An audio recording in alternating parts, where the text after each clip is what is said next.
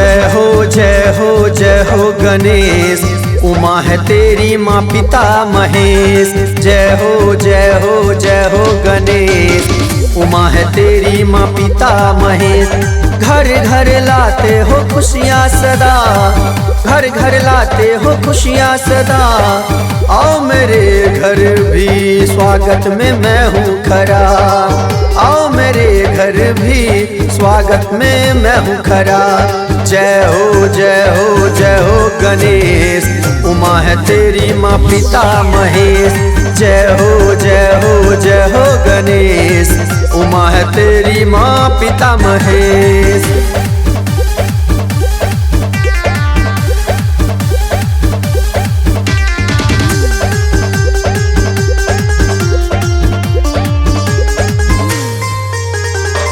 तेरे चरणों की धूल है चंदन, हे शिव नंदन करता हूँ वंदन।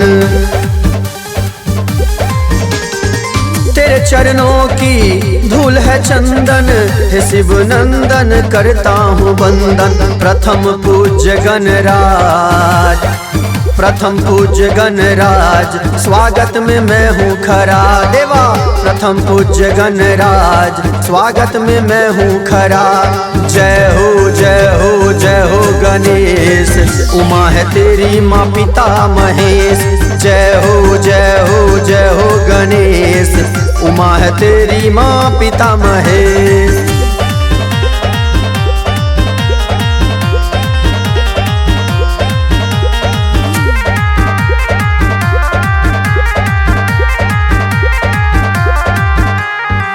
लड्डू का प्रसाद रखा हूँ, मैं भी तो तेरा ही सखा हूँ।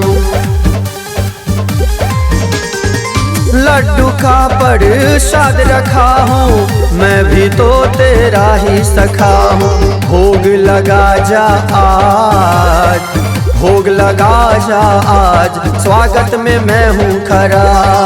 भोग लगा जा आज, स्वागत में मैं हूँ खरा। जय हो जय हो जय हो गणेश, उमा है तेरी माँ पिता महेश। जय हो जय हो जय हो गणेश, उमा है तेरी माँ पिता महेश।